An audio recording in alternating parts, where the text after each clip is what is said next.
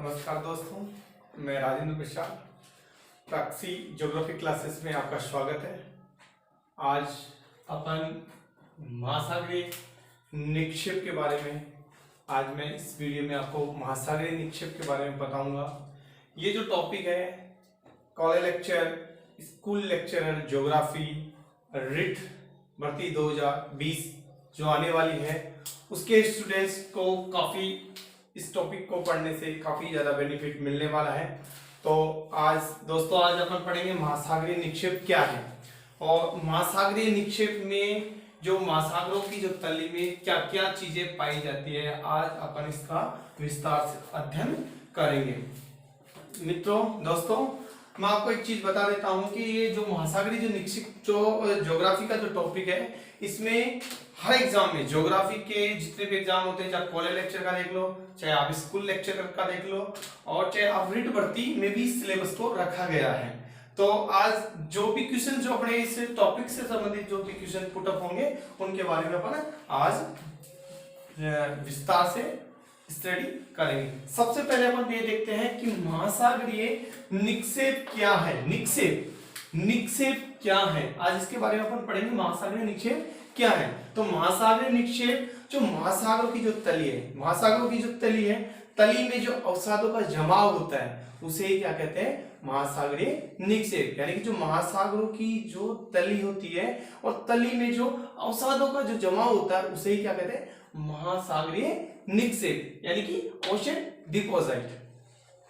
अब बात आती है कि महासागरीय निक्षेप के बारे में जो सबसे पहले संकल्पना दी और जो फेमस भी रही है महासागरीय निक्षेप के बारे में, वो दी थी मर्रे और रेनाल्ड ने। किसने दी थी? मर्रे और रेनाल्ड ने। ये दोनों के दोनों विद्वान बड़े इंपॉर्टेंट है। इन्होंने किसके बारे में क्या बताया मैं आगे आपको बताऊंगा कि मर्रे ने किस आधार पर महासागरीय निक्षेप को बताया है। अब अपन ये देखते हैं कि महासागरीय निक्षेप किन किन स्रोतों के माध्यम से महासागरीय निक्षेप होता है, उन स्रोतों के बारे में आज अध्ययन करेंगे अपन। तो चलो अपन स्टार्ट करते हैं। महासागरीय निक्षेप किन किन स्रोतों से होता है। सबसे पहले स्थलजात भूमिज, स्थलजात या भूमिज। स्थलजात से मतलब ये होता है कि जो धरातल पर जो भूमि होती है और धरातल पर जो भूमि होती है उसमें जो चट्टानों का विघटन होता है, चाहे छोटे टुकड़े के रूप में हो चाहे मोटे टुकड़े के रूप में, जो विघटन होता है और वो विघटन नदियों के द्वारा या पवनों के द्वारा या अन्य कारकों के द्वारा महासागरों में जमा हो जाते हैं। महासागरों के जो मग्न तट होते हैं, महासागरों के जो मग्न तट होते हैं वहां पर ये जमा हो जाते हैं। उन पदार्थों को क्या कहते हैं? स्थलजात या भूमिज कहते हैं। क्या कहते हैं उनको? स्थलजात या भूमिज कहते हैं। दूसरा स्रोत अपन पढ़ेंगे ज्वालामुखी निक्षेप। ज्वालामुखी निक्षेप से भी महासागरीय निक्षेप में अवसादों का क्या होता है? जमाव होता है। तीसरा अपन देखेंगे जैविक निक्षेप। इस निक्षेप को कार्बनिक के नाम से भी जाना जाता है, कार्बनिक पदार्थों के नाम से भी जाना जाता है। और जैविक निक्षेप को दो भागों में बांटेंगे, नैरेटिक और पेलाजिक। नैरेटिक और पेलाजिक। और चौथा जो अपना सोर्स है अजैविक है। कौन सा है? अजैविक। तो मैंने पहला क्या बताया? पहला स्थलजात बताया, स्थलजात या भूमिज। दूसरा ज्वालामुखी निक्षेप। तीसरा मैंने बताया जैविक पदार्थ। चौथा मैंने बताया अकार्बनिक पदार्थ। तो ये चारों पदार्थों से, चारों स्रोतों के माध्यम से महासागर की तली में क्या होता है? अवसादों का जमाव होता है। महासागरीय निक्षेप इन चारों स्रोतों के से जो महासागर की तली में जो जमा होता है वो इन चारों स्रोतों के माध्यम से होता है। तो आज अपन एक एक स्रोत के बारे में अध्ययन करेंगे कि किस स्रोत से कितना होता है, किस स्रोत से कितना महासागरों में निक्षेप होता है। तो सबसे पहले पढ़ते हैं अपन स्थलजात। दोस्तों, स्थलजात भूमि स्रोत। महासागर के निक्षेप में जो सबसे पहला स्रोत है वो स्थलजात भूमिज है। इससे पहले मैं आपको ये बता देना चाहता हूं कि महासागरों की निक्षेप के लिए जो मर्रे ये विद्वान है दोस्तों, ये बड़ा इंपॉर्टेंट है। यहां से क्वेश्चन हमेशा पुटअप होते हैं, आगे वाले एग्जामों में भी यहां से क्वेश्चन पुटअप हो सकते हैं। तो आपको मर्रे और रेनाल्ड का जरूर ध्यान रखना है कि मर्रे और रेनाल्ड किससे संबंधित है? महासागरीय निक्षेप से। अब मैं आपको आगे बताऊंगा कि मर्रे ने महासागरीय निक्षेप में किसके बारे में बताया था। तो चलो आगे चलते हैं अपन स्थलजात भूमि से। स्थलजात मैंने अभी आपको बताया कि धरातल पर या भूमि में जो विभिन्न अपक्षय के द्वारा जो चट्टानों में विघटन होता है, चट्टानों में मोटे टुकड़े के रूप में होता है या फिर छोटे टुकड़े के रूप में जो विघटन होता है उसे क्या कहते हैं, भूमिज पदार्थ कहते हैं या स्थलजात पदार्थ कहते हैं। अब इनको भी अपन 4 भागों में क्लासिफाई कर सकते हैं। दोस्तों ये ध्यान रखने योग्य बातें हैं। यहां से क्वेश्चन पुटअप होता है स्थलजात में किस किस पदार्थों को शामिल किया जाता है। तो सबसे पहले क्या आता है, बजरी। क्या आता है, बजरी। क्या आता है, सबसे पहले बजरी आता है। दूसरा आता है रेत, तीसरा आता है सिल्ट, चौथा आता है मृत्तिका और पांचवा आता है पंख। ये जो पांचों के पांचों है ये किस स्थल में आते हैं, स्थलजात या भूमिज में आते हैं।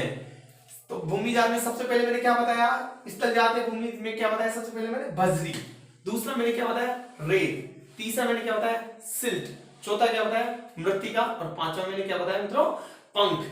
इन चारों के बारे में अध्ययन करेंगे और ये चारों ही इंपॉर्टेंट है एग्जाम की दृष्टि से। आपसे पूछा जा सकता है कि स्थलजात स्रोत कौन कौन से हैं, तो कौन कौन से हैं, बजरी है, रेत है, सिल्ट है, मृत्तिका, पंख। चलो ये अपन ने पढ़ लिया। अब बात आती है कि बजरी कितने mm तक होती है, कितने मीटर तक पाई जाती है महासागरीय निक्षेप में। क्योंकि अपन महासागरों के बारे में अध्ययन कर रहे हैं, तो महासागरों के बारे में जब अध्ययन कर रहे हैं तो बजरी के बारे में पढ़ेंगे, रेत के बारे में पढ़ेंगे, सिल्ट के बारे में पढ़ेंगे, मृत्तिका के बारे में पढ़ेंगे, पंख के बारे में पढ़ेंगे। तो बजरी की जब बात करेंगे तो बजरी, ये जो बजरी मैंने जो स्थलजात में सबसे पहला टॉपिक है बजरी। बजरी की जो मोटाई होती है मित्रों मैं आपको बता देता हूं कि ये जो देखो ये अपना सागर तल है और ये अपना मग्न तट है, ठीक है, ये भूमि आ गया। तो यहाँ पर जो धरातल में विभिन्न कार्यों चाहे नदियां हो चाहे पवन हो, तो उनके द्वारा जो सबसे पहले अपर्दन की क्रियाओं के द्वारा जो चट्टानों में जो विघटन होगा मोटे अमोटे आकारों में, यहाँ पर मग्न तट, ये क्या है मग्न तट मित्रों, ये क्या है मग्न तट। यानी कि मग्न तट पर नदियों पवनों के द्वारा जो कटाव करके अपक्षय अपर्दन के द्वारा जो मोटे मोटे कण जमा होंगे यहां पर, उनको क्या बोलेंगे, बजरी बोलेंगे। क्या बोलेंगे, बजरी बोलेंगे। फिर बजरी के बाद में यानी कि ये मोटे कण इनसे थोड़े से बारीक कण हो जाएंगे, यानी बजरी की तुलना में थोड़े से महेक बारीक कण, उनको क्या बोलेंगे, रेत बोलेंगे। उनको क्या बोलेंगे, रेत बोलेंगे। उनके बाद में फिर सिल्ट, इससे भी बारीक कण होते हैं। जैसे जैसे अंदर की तरफ जाएंगे, सागर की गहराई में जाएंगे, वो फिर सिल्ट, फिर आ जाएगी आपके मृत्तिका और फिर पंख। यानी कि पंखों का जो आकार होता है वो सबसे छोटा होता है। तो दोस्तों मैं आपको बताना चाहूंगा कि मग्न तट में सबसे पहले जमाव किसका हुआ, बजरी का हुआ। जब नदियां पानी को बहाकर पानी के साथ अपने साथ जब वो कंकर पत्थर लेके आएगी तो सबसे पहले किसका जमाव करेगी, बजरी का जमाव करेगी। दूसरा किसका जमाव करेगी, रेत का करेगी। तीसरा किसका करेगी, सिल्ट का करेगी। चौथा किसका करेगी, मृत्तिका करेगी। और पांचवा किसका करेगी, पंख। यानी कि पंख बिल्कुल बारीक बारीक होते हैं। जैसे जैसे साइज जैसे जैसे गहराई में जाएंगे पदार्थों की क्या हो जाएगी, साइज भी छोटी हो जाएगी। और मग्न तट पे देखे अपन ने देखा है कि जो पदार्थों की जो साइज थी वो कैसी थी, मोटी थी। अब इसके बारे में अपन देखेंगे बजरी। तो यहां से क्वेश्चन पुट अप होता है रिट वर्दी में, आगे आने वाले में क्वेश्चन पुट अप हो सकता है यहां से, कि कॉलेज लेक्चर में भी हो सकता है कि ये सीक्वेंस पूछा जा सकता है कि महासागरीय मग्न तट में जो स्थलजात जो पदार्थ होते हैं उनका सीक्वेंस बताइए। तो सबसे पहले कौन सी होती है, बजरी होती है। दूसरी कौन सी होती है, रेत। तीसरी सिल्ट, चौथी मृत्तिका, पांचवी पंख। इनका एमएम भी पूछा जा सकता है मित्रों। तो एमएम की बात करें तो बजरी 2 से 256 एमएम में पाया जाएगा। तो 2 से लेकर 256 में गहराई में मग्न तट में क्या पाई जाएगी, बजरी पाई जाएगी। क्या पाई जाएगी, बजरी पाई जाएगी। फिर रेत की अपन बात करें तो 1 mm से लेकर 1/16 mm में क्या पाई जाएगी, रेत पाई जाएगी। फिर अपन सिल्ट की बात करें, 1/17 से 1/256 mm में क्या पाई जाएगी, सिल्ट पाई जाएगी। मृत्तिका 1/257 से 1/1192 तक, ये अपनी गहराई के आधार पर मैंने बताया आपको। फिर मैंने बजरी को भी क्लासिफाई किया कि बजरी में भी बजरी को भी अपन कितने प्रकार से उसको वर्गीकृत किया जा सकता है। तो देखो मित्रों, मैंने यहाँ पर बजरी को वर्गीकृत किया है। बजरी को मैंने सबसे पहले जो वर्गीकृत किया है 4 प्रकार से किया है। गोलाष्म बजरी, दूसरी गोलाष्मिका बजरी, तीसरी गुटिका और चौथी कणिका। अब इनकी भी साइज पढ़ेंगे कि ये कितने mm में कितने, यानी कि जो बजरी का जो सबसे मोटा पदार्थ है, बजरी के जो सबसे मोटे कण हैं उनको पर क्या बोलेंगे, गोलाष्म। उनको क्या बोलेंगे मित्रों, गोलाष्म बोलेंगे। और उसकी मोटाई कितनी होती है मित्रों, 256 mm होती है। कितनी होती है, 256 mm। तो बजरी के जो सबसे मोटे कण होते हैं उनको क्या बोला जाता है, गोलाष्म बोला जाता है। क्या बोला जाता है, गोलाष्म।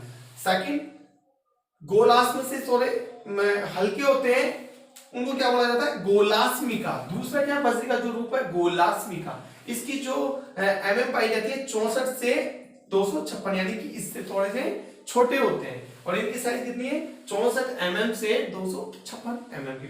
तीसरा गुटिका होती है, इनकी सीक्वेंस कितनी होती है, इनकी मोटाई 4 से 63 mm होती है। चौथा कणिका 2 से 3 mm।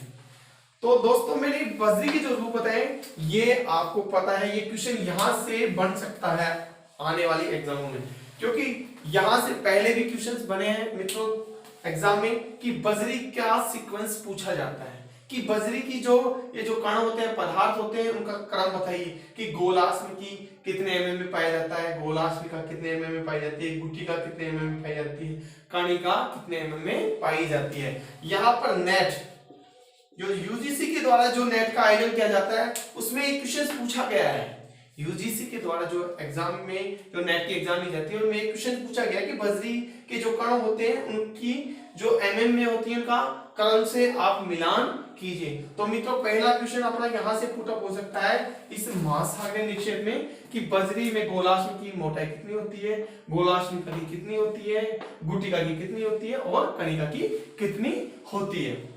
तो मित्रों मैंने ये आपको पहला स्थलजात भूमिज का बजरी का पहला प्रकार बता दिया। इसी प्रकार रेत भी होती है। रेत की mm कितनी होती है, 1 mm से लेकर 1/16 mm तक इसकी मोटाई होती है। इसको भी अपन 5 प्रकार से बांट सकते हैं, जैसे मोटी रेत, दूसरी अपन उसको बांट सकते हैं मोटी रेत, और उसके अलावा अपन बारीक, फिर मोटी, ये कई प्रकार से अपन इनको बांट सकते हैं। तो जो इनको अपन रेत को 1 mm से 1/16 mm के बीच में इसको डिवाइड किया गया।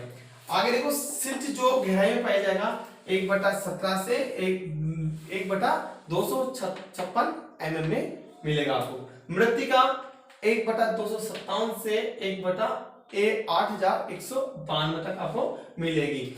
फिर इसके बाद में पंख की जैसे जैसे गहराई में जाएंगे, सबसे मैंने आपको यहाँ पे बताया था कि पंख सबसे गहरे मिलेंगे। यहाँ पर भूमिज स्थलजात भूमिज में सबसे जो नीचे मिलेगा पंख मिलेगा, और पंख की जो गहराई मिलेगी आपको 1/8192 mm में मिलेगी।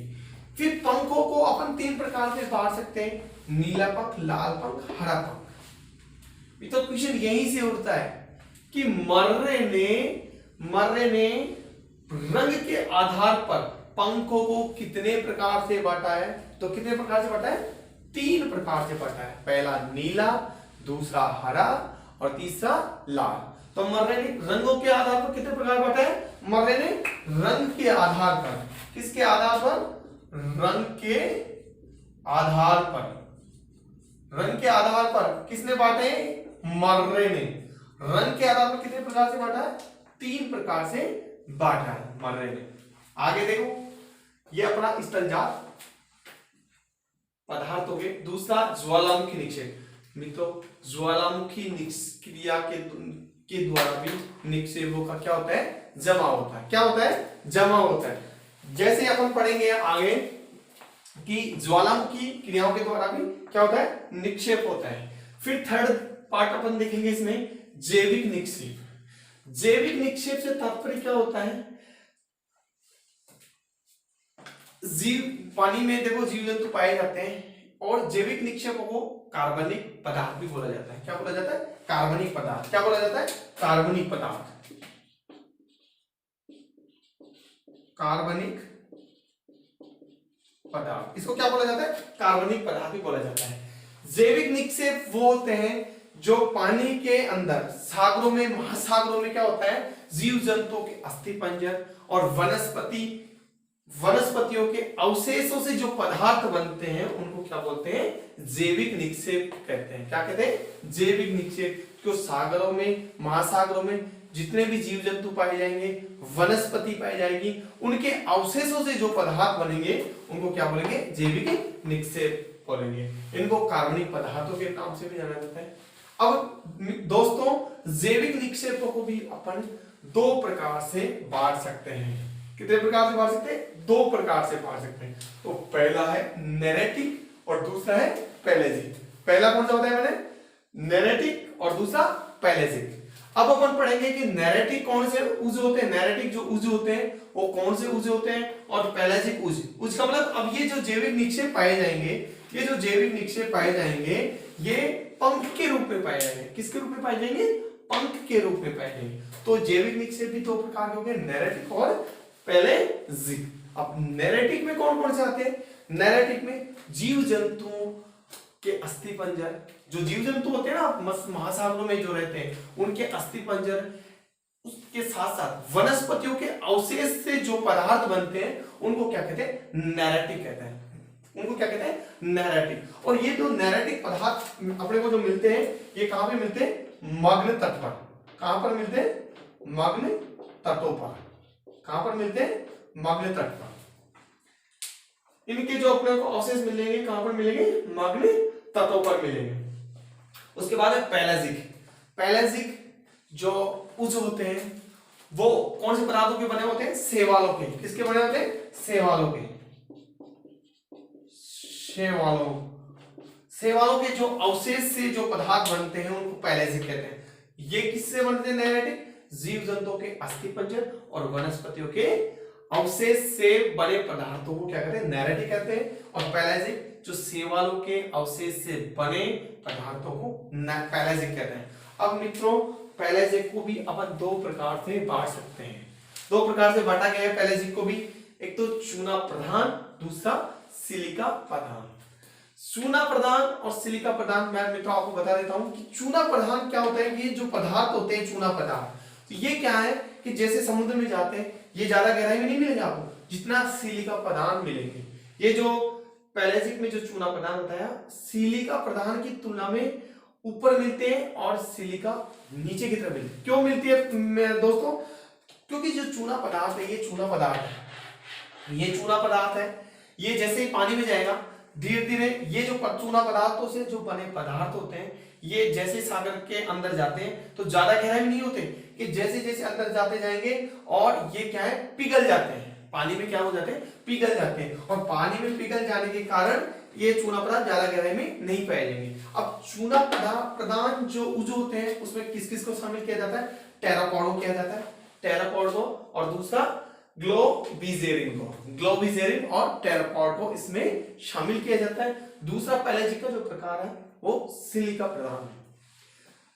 सिलिका प्रधान में भी दो उज को शामिल किया जाता है, एक तो रेडियोलैरियन यूज को और टाइटम यूज को।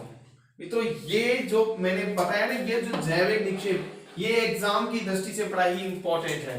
क्वेश्चंस यहां से उठेंगे आपको, एग्जाम की दृष्टि से बहुत ही इंपॉर्टेंट है जैविक निक्षेप। तो जैविक निक्षेप मैंने दो प्रकार बताए, नैरेटिक और पैलेजिक। पैलेजिक के भी मैंने दो प्रकार बताए, चूना प्रधान और सिलिका प्रधान। चूना प्रधान के भी मैंने दो पार्ट डिवाइड किए, एक तो टेरापोड और दूसरा ग्लोबिजेरिना। अब टेरापोड ये महासागर जो होते हैं ना, महासागरों की जो गहराई होती है 300 से 1000 फैदम की, यहाँ पर फैदम आएगा।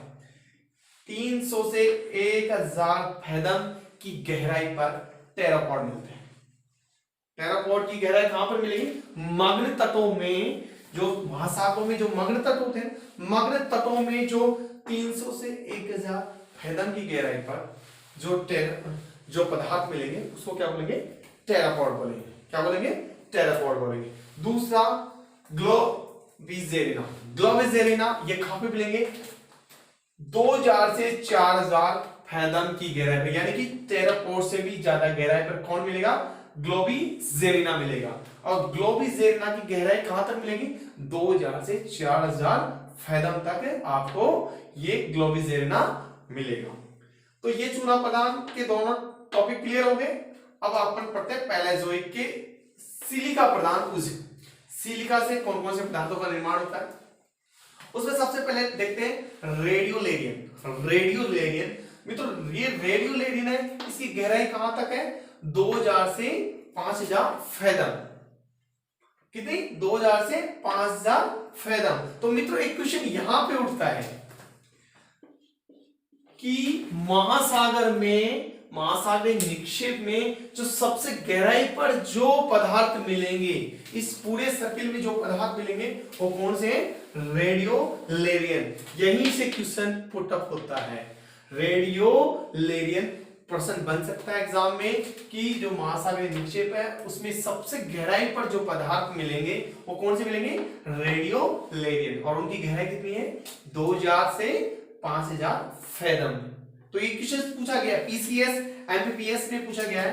पीसीएस जो लेती है एमपी में, वहां पर एक क्वेश्चन पूछा गया है कि महासागरों के निक्षेप में जो सबसे गहराई पर जो मिलता है वो क्या मिलता है? रेडियोलेरियन। दूसरा क्वेश्चन मैं आपको यहां से एक और बता रहा हूं। तो दूसरा क्वेश्चन यहां पर ग्लोबिजेरियन, मैं आपको बता देता हूं कि ये जो महासागरीय निक्षेप है, टोटल के पूरे जो महासागरीय निक्षेप है उसमें सबसे ज्यादा प्रतिशत किसका है? ग्लोबिजेरिना का है। ग्लोबिजेरिना ये लगभग 40%। कितना प्रतिशत? 40%। यानी कि टोटल जो महासागरीय निक्षेप है उसका 40% ग्लोबिजेरिना। और मित्रों आपको पता हो तो 2015 की स्कूल लेक्चर ज्योग्राफी में क्वेश्चन पूछा गया था कि महासागरीय निक्षेप में किस पदार्थ की सबसे ज्यादा मात्रा पाई जाती है। ऑप्शन ए था रेडियोलेरियन, बी ऑप्शन आपको टेरापॉड, थर्ड ऑप्शन डाइटम और चौथा ऑप्शन क्या था? ग्लोबिजेरिना। तो ये क्वेश्चन पूछा गया है पहले एग्जाम में। तो यहां से देखो क्वेश्चन सबसे ज्यादा पुटअप जो होंगे उस जैविक के निक्षेप से होंगे। तो एक क्वेश्चन यहां से बन गया, तो ग्लोबिजेरिना सबसे ज्यादा पदार्थ की मात्रा, और ये कहां पे पाई जाती है? प्रशांत महासागर में। कहां पर? कौन से महासागर में? प्रशांत महासागर। आपको ये ध्यान रखना है कि 40% ग्लोबिजेरिना पाई जाएगी प्रशांत महासागर में। दूसरा क्वेश्चन, मैंने सबसे ज्यादा गहराई पर जो महासागरीय निक्षेप में मिलेगा वो क्या मिलेगा? रेडियोलेरियन मिलेगा। तो अपन ने जैविक निक्षेपों को दो प्रकार से बांटा, नैरेटिक और पैलेजोइक। उसके बाद में चौथा जो आता है वो आपके आता है अजैविक। अजैविक पदार्थ। अजैविक पदार्थ वो पदार्थ होते हैं जो महासागरीय जो निक्षेप, महासागरों की तली में जो तापमान के कारण रासायनिक परिवर्तन आते हैं, जैसे कि लोहा में है, जैसे लोहा में पढ़ते हैं, अभ्रक में पढ़ते हैं। इनमें क्या महासागरों की तली में तापमान के कारण क्या आता है? डिफरेंट आ जाता है अपने आप में। क्या तापमान की वजह से क्या करते हैं? परिवर्तित हो जाते हैं। उन पदार्थों को क्या बोलते हैं? अजैविक पदार्थ। अजैविक पदार्थों में भी अपन दो को लेंगे, लाल मृत्तिका और उल्कापिंड। इनमें दो ही लेंगे। लाल मृत्तिका की जो गहराई पाई जाएगी वो आपको पाई जाएगी 2700 फैदम में। तो मित्रों आज मैंने आपको बताया कि ये जो लास्ट में जो मैंने बताया अजैविक जो पदार्थ होते हैं उनमें भी दो प्रकार हैं, लाल मृत्तिका और उल्कापिंड। उल्कापिंड और लाल मृत्तिका। तो आज जो मैंने जो आपको इस वीडियो में जो मैंने बताया महासागरीय निक्षेप के बारे में, तो महासागरीय निक्षेप में जो मैंने आज आपको बताया इसी से पूरे क्वेश्चन पुट अप होने हैं। इससे बाहर आपको एक भी क्वेश्चन नहीं मिलेगा ज्यादातर। अब मैं आपको लास्ट में एक बार ये बताना चाहता हूं कि ये जो महासागरीय निक्षेप है इसमें क्वेश्चन कहां से उठते हैं। पहला क्वेश्चन उठेगा कि महासागर में रंग के आधार पर, किसके आधार पर? रंग के आधार पर रंग के आधार पर, रंग के आधार पर पंखों का वर्गीकरण किसने किया? मर्रे ने किया। किसने किया? तो पहला क्वेश्चन यहीं से आ सकते हैं कि पंख कितने प्रकार के होते हैं? नीले, लाल और हरे, यानी कि 3 प्रकार के। पहला क्वेश्चन। दूसरा दोस्तों क्वेश्चन पूछा जाता है स्थल जात। स्थल जात में किन किन स्रोतों को लिया जाता है? सीक्वेंस से, क्रम से पूछा जाएगा आपको कि पहले कौन आएगा? पहले बजरी आएगी, फिर उसके बाद में रेत आएगी, फिर उसके बाद में सिल्ट आएगी, उसके बाद में मृत्तिका आएगी, उसके बाद में क्या आएगी? पंख आएगी। जैसे ये महासागरीय मरुन तट है, महासागरीय मरुन तट के नीचे सबसे पहले नदियों की तो जमाव किसका होगा? सबसे पहले जमाव बजरी का होगा, फिर बजरी के बाद में जमाव किसका होगा? रेत का होगा। किसका होगा? रेत का होगा। फिर किसका होगा? सिल्ट का होगा। फिर किसका होगा? मृत्तिका होगा। और लास्ट में किसका होगा? पंख का जमाव होगा। तो पहला एक क्वेश्चन यहां से भी उठ सकता है कि सीक्वेंस पूछा जा सकता है। फिर दोस्तों मैंने आपको एक चीज और बताई थी कि बजरी को भी 4 भागों में बांटा गया। बजरी के जो कण हैं उनको भी मोटाई के आधार पर, किसके आधार पर? मोटाई के आधार पर 4 प्रकार से विभाजित किया गया है। पहला देखो बजरी में गोलाश्म, दूसरा गोलाश्मिका, गुट्टिका, कणिका। और ये क्वेश्चन पूछा गया है नेट एग्जाम में, यूजीसी जो नेट एग्जाम में क्वेश्चन पूछा गया है कि इनकी जो मोटाई है, इनकी मोटाई को क्रम से मिलान कीजिए।